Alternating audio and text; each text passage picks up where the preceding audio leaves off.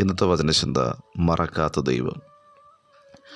മനുഷ്യർ താഴ്ചയിൽ നിന്ന് ഉയർച്ചയിലേക്ക് എത്തുവാൻ ശ്രമിക്കുമ്പോൾ, ഉയർച്ചയിൽ നിൽക്കുന്ന മനുഷ്യരുടെ അരികിലേക്ക് ഒത്തിരി വ്യക്തികൾ ഓടി വരുമ്പോൾ, യേശു നോക്കുന്നത് താഴ്ചയിൽ നിൽക്കുന്നവരെ, പ്രതിസന്ധിയിൽ നിൽക്കുന്നവരെ, നിരാശയിൽ നിൽക്കുന്നവരെ.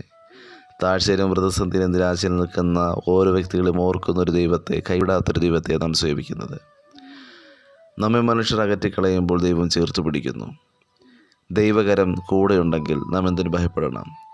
എല്ലാം ദൈവം നൽകിയ ദാനമാണ്. വചനം ശ്രവിക്കുന്ന താങ്കൾ ദൈവത്താൽ അനുഗ്രഹിക്കപ്പെട്ട ഒരു മനുഷ്യനാണ്. താങ്കളിൽ നിന്നും മറ്റുള്ളവർ അനുഗ്രഹിക്കപ്പെടണമെന്ന് സ്വർഗം ആഗ്രഹിക്കുന്നു. സ്വർഗത്തിലെ നിക്ഷേപം എന്നത് കർത്താവിൻ്റെ നാമത്തിൽ കുടിപ്പാൻ ഗ്ലാസ് വെള്ളം കൊടുത്താൽ അത് മതി. കർത്താവ് മറക്കാതെ ഓർക്കും, അനുഗ്രഹിക്കും. സ്വാർത്ഥ താല്പര്യങ്ങൾ ഉപേക്ഷിക്കണം. ദൈവസന്നിധിയിൽ പൂർണ്ണ ഹൃദയത്തോടുകൂടി ഏൽപ്പിച്ചു കൊടുക്കണം.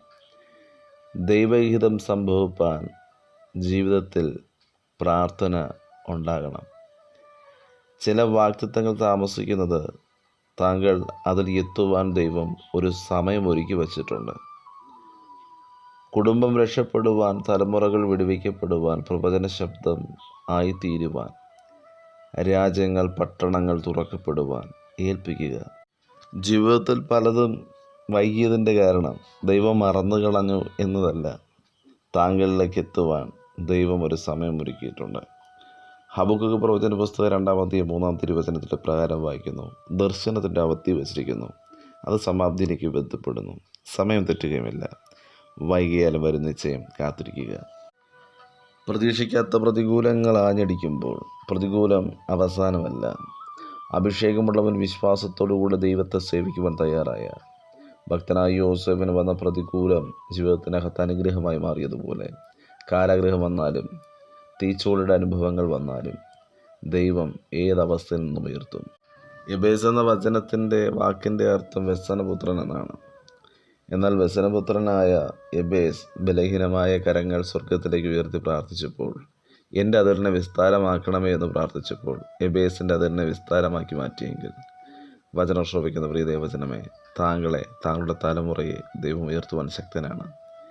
എൻ്റെ കൃപ നിനക്ക് മതി, എൻ്റെ ശക്തി ബലഹീനം തികഞ്ഞു വരുന്ന അപ്പോസ്തലനായ പൗലോസിനോട് വിളിച്ചു പറഞ്ഞതുപോലെ, ബലഹീനമായ സാഹചര്യങ്ങളിലും ബലഹീനതയിൽ കവിഞ്ഞൊഴുകുന്ന ദൈവശക്തി പകരുവാൻ ദൈവം കൂടെയുണ്ട്. പലപ്പോഴും പ്രതികൂലങ്ങൾ ജീവിതത്തിനകത്ത് കടന്നു വരുമ്പോൾ, നാം മനസ്സിലാക്കിയവർ നമ്മെ മാറ്റി നിർത്തുമ്പോൾ, നമ്മെ അറിഞ്ഞവർ നമ്മെ ചേർത്ത് പിടിക്കാതിരിക്കുമ്പോൾ, നമ്മളുടെ കണ്ണുനീരറിയുന്നത് ദൈവം മാത്രമാണ്. നമ്മുടെ അവസ്ഥകൾ അറിയുന്ന യേശു ഏത് ശൂന്യതയിലും നമ്മെ കരുതും, കൈവിടുകയില്ല. കർത്താവിൻ്റെ ചിറകിൻ്റെ കീഴിൽ നമ്മെ ഓരോ നിമിഷവും മറയ്ക്കുവാനിടയാകും.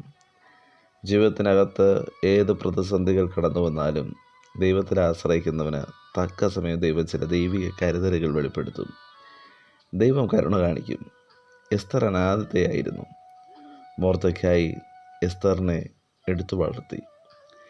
എസ്തർ അനാഥയായിരുന്നുവെങ്കിലും ദൈവസ്നേഹമുണ്ടായിരുന്നു. ദൈവസ്നേഹം ഉണ്ടായിരുന്ന എസ്തർ യഹൂദ ജനത്തിനു വേണ്ടി ഇടിവിൽ നിൽക്കുവാൻ തയ്യാറായി. രാജാവിന് എസ്തറിനോട് കരുണ തോന്നി. ദൈവത്തെ സ്നേഹിക്കുന്ന, ദൈവത്തെ ആരാധിക്കുന്ന ഒരു ദൈവവേദനെ സംബന്ധിച്ചിടത്തോളം, ആ ദൈവവേദൽ ഏത് മേഖലകളായിരുന്നാലും മറ്റുള്ളവർക്ക് ആ ദൈവവേദനെ കാണുമ്പോൾ കരുണ തോന്നുവാനിടയാകും. ഭക്തനായ യോസഫ് കാരാഗ്രഹത്തിൽ കിടക്കുമ്പോൾ കാരാഗ്രഹ പ്രമാണിക്ക് യോസഫിനോട് കരുണ തോന്നി. എസ്തർ രാജാവിൻ്റെ മുന്നിൽ നിൽക്കുമ്പോൾ രാജാവിന് എസ്തറിനോട് കരുണ തോന്നി. നമ്മുടെ ജീവിതത്തിനകത്ത് മറ്റുള്ളവർക്ക് നമ്മോട് കരുണ തോന്നുന്നത് ദൈവത്തിൻ്റെ കൃപ ഉള്ളതുകൊണ്ടാണ്.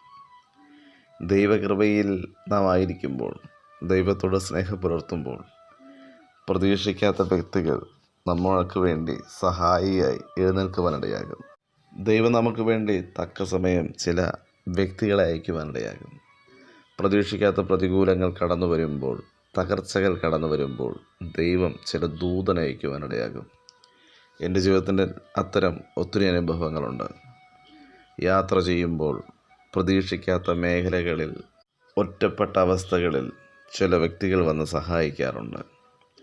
ആക്സിഡൻറ്റ് കടന്നു വന്നപ്പോൾ പ്രതീക്ഷിക്കാത്ത ചില വ്യക്തികൾ വന്ന് ഹോസ്പിറ്റലിലാക്കിയ അനുഭവമുണ്ട്. ജീവിതത്തിനകത്ത് നാം പ്രതീക്ഷിക്കുന്നവരോ നാം നനയ്ക്കുന്ന ഒരു വ്യക്തികളും നമ്മുടെ അരികിലേക്ക് വരത്തില്ല. എന്നാൽ ഒരു തകർച്ചയുടെ അനുഭവം കടന്നു വരുമ്പോൾ ദൈവം നമുക്ക് വേണ്ടി ചില വ്യക്തികളെ മുന്നമേ ഒരുക്കി വച്ചിട്ടുണ്ട്. ആകയാൽ നമ്മെ മറക്കാതെ നമ്മെ ഓർക്കുന്ന, നമ്മുടെ കൂടെ വസിക്കുന്ന ജീവനുള്ള ദൈവത്തിൻ്റെ ദൈവിക കരുതൽ തിരിച്ചറിഞ്ഞ് മുന്നോട്ട് ചലിപ്പാൻ വചനം ശ്രമിക്കുന്ന ഏവർക്കും കർത്താവ് കൃപയും അധികാരം നൽകുമാറാകട്ടെ. God bless you. ആമേൻ.